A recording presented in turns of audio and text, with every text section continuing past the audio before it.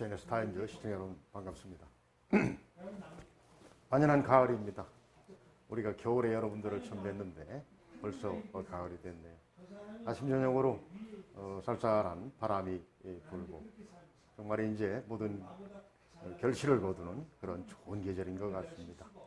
아무튼 풍성한 가을 그렇게 맞을 수 있도록 하면 좋겠습니다. 자, 전 시간에 이어서 이번 시간에는 학어집 제29강 토끼와 소에 대해서 살펴보도록 하겠습니다. 먼저 학어집에서 얘기하고 있는 토끼에 대해서 한번 알아보도록 하죠. 토라, 토지 위물이 지미, 목, 신명고로 명활, 명시라 생어 중산자는 모, 최성하니 가용, 위필이로다.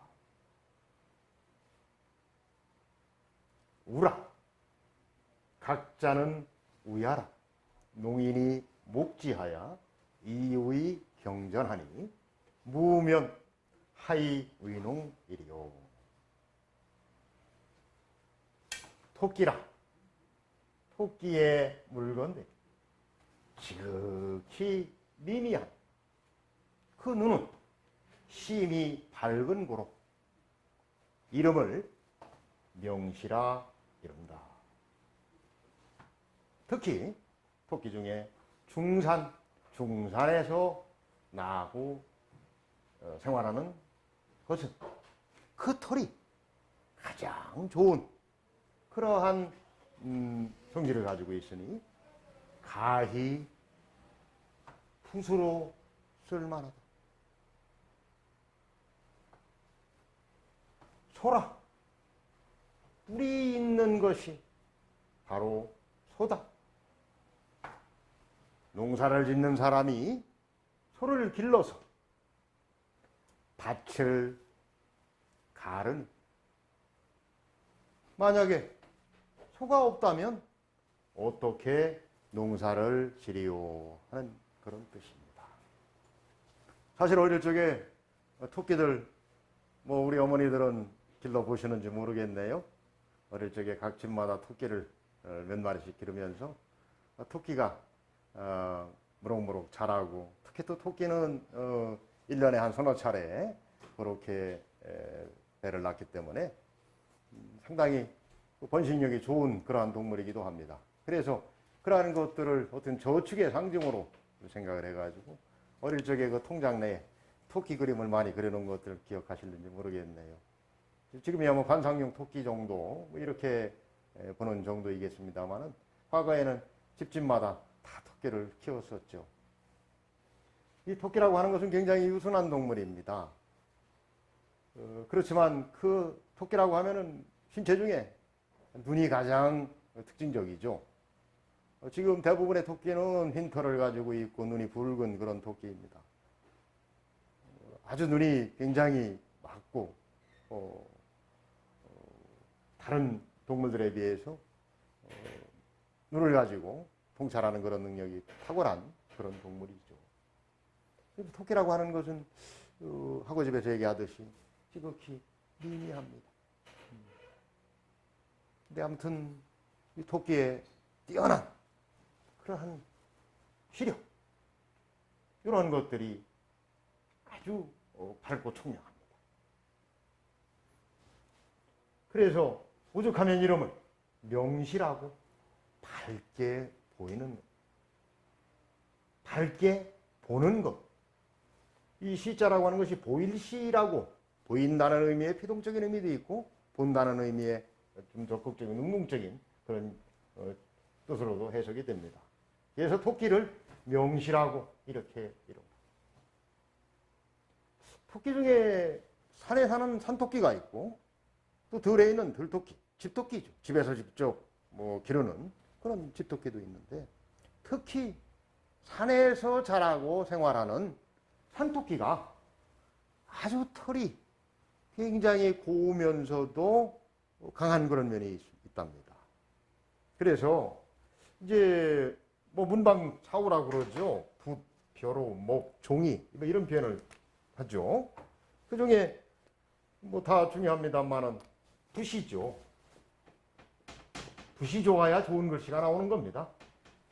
이 붓을 만드는 대통은 대나무로 만들고 그 붓의 이제 끝이죠.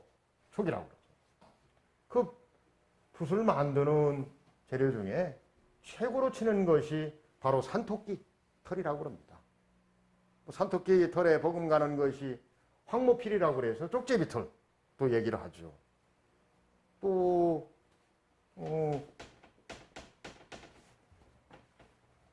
낭미필이라고 그래서 일이랑 자를 쓰고요. 꼬리미 자를 써서 마찬가지 족제비 털을 가지고 만든 그러한 붓들을 얘기를 합니다. 이렇게 토끼의 털이 아주 유용하게 쓰였습니다. 최고의 어떤 붓으로 활용을 했죠. 토끼가 그렇게 유익한 동물인지를 다시 한번 확인해 보는 시간이기도 합니다. 다음에는 소입니다.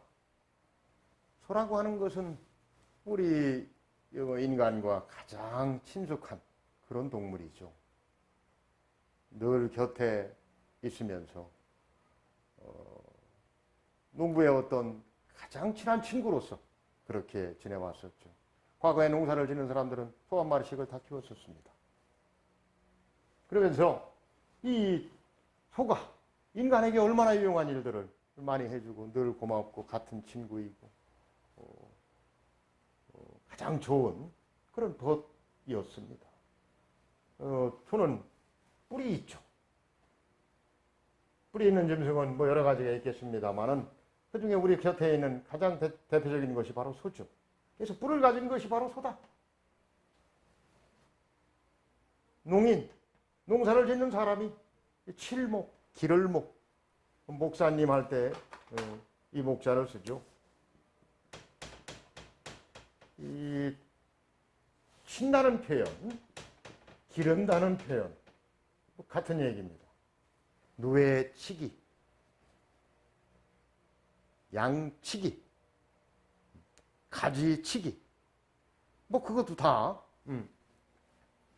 기른다는 표현 또는 친다는 표현 이런 것으로 같이 이렇게 사용되어질 수도 있습니다.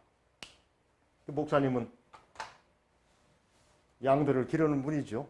하나님의 뜻을 양들을 일반 사람들에게 전달해주고 제대로 갈 길을 안내해주고 직접 양육하고 길러주는 그런 역할을 담당한다고 그래서 목사라고도 하죠. 아주 굉장히 의미 있는 그러한 한자입니다. 길러서 그래서 주로 소를 어떤 용도로 쓰냐? 경전이다, 경전. 밭갈경, 밭전입니다. 사실 이 전이라고 하는 것은 이제 꼭 논과 밭 이럴 때 밭만을 의미하는 것이 아니고 모든 농토를 얘기하는 겁니다. 당연히 논도 포함되어 있겠죠. 인간의 인력으로서 사실 그 땅을 파낸다는 것은 쉬운 일이 아닙니다. 최근에야 이제 경운기가 있고 굴삭기가 있고 그래서 아주 손쉽게 그런 일들을 대신하고는 있습니다만 과거에는 그런 기기가 없었고 인간 스스로 밭을 갈고 두둑을 만들고 하는 이러한 일들이 결코 간단치가 않았죠. 근데 이러한 사람의 인력보다 최소한 5배 이상의 힘을 가진 소를 이용해서 소와 같이 이렇게 농사를 지었습니다. 경전, 밭을 간다. 사실은 가색이라고 합니다. 농사의 기본은 벼화변에 집가자,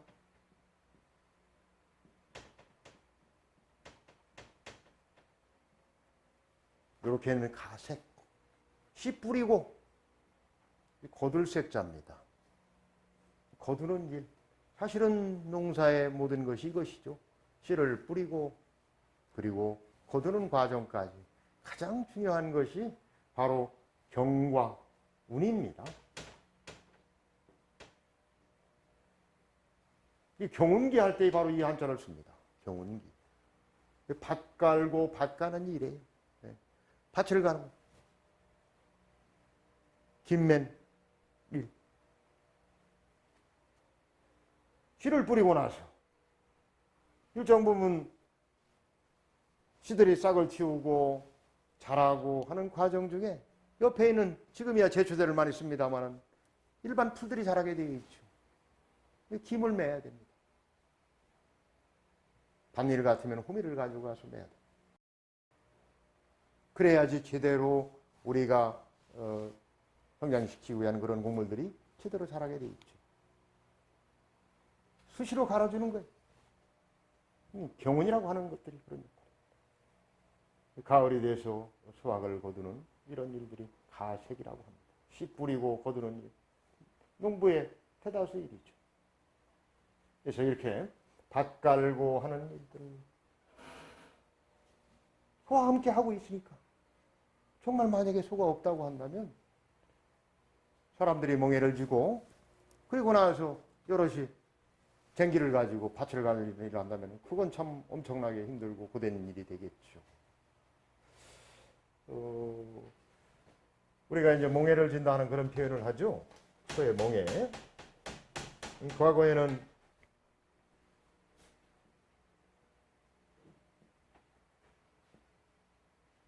소가 이렇게 됐다고 하면 머리 부분에다가 이렇게 된 가로로 휘어진 이러한 멍에를 씌웁니다.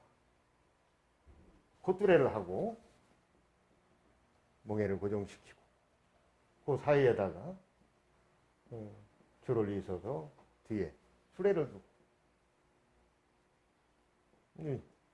우거죠 이게. 소가 끄는 수레.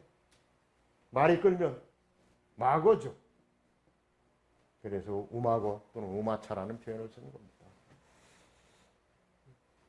이렇게 직접 밭을 가는 일, 이곳에 소의 역할을 해주고 또 기타 소악물을 갖다가 운반하는 그런 역할도 해주고 어린 시절에 참 우마차 타고서 시장 보러 갔던 그런 기억들도 많이 납니다. 늘 우리 곁에 같이 했던 이 소라는 존재는 정말 우직하면서도 아주 우리에게 엄청난 그러한 도움들을 줬던 거죠. 근데 지금은 어떻게 소를 어떻게 생각합니까? 여러분들. 지금 뭐 인력을 대신해서 논밭을 가는 소들은 찾아볼 수가 없죠. 오로지 소라고 하는 것을 지금 생각해 보면 인간의 어떤 먹거리 대상으로 전락이 돼버렸습니다. 그 미국의 아주 유명한 사회학자인 제레미 리피킨 같은 경우에는 육식의 종말이라는 그런 책을 통해서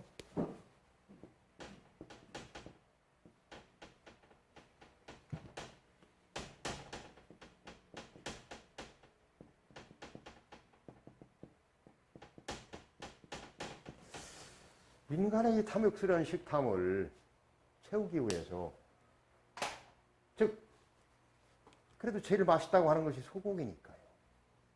이 소고기를 먹기 위해서 우리의 가장 그 참 허파라고 하는 아마존 지역을 다 황폐화시키고 초지로 조성해서 그 수많은 소 한 마리가 최종 성장하기까지 참 엄청난 양들을 먹어내 되긴 하겠죠. 그 최종적인 것이 인간의 어떤 입의 즐거움으로 해서 양육되어지고 사육되어진다고 하니까 이건 안타까운 일입니다. 어찌 보면은 지금 각종 나타나는 기상 이변의 근원에도 우리 인간의 그런 탐욕스러운 부분들이 다 개입이 됩니다.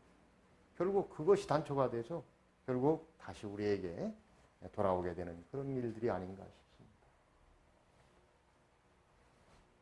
아무튼 그렇게 늘 우리 곁에서 같이 했던 소라는 존재가 지금은 이제 하나의 먹거리의 대상으로서 전락했다는 것이 참 가슴 아픈 일이기도 합니다. 이런 기회를 통해서 한번 우리가 늘상 너무 즐겨하는 이런 육식들도 때에 따라서는 좀 자제할 필요가 있지 않을까.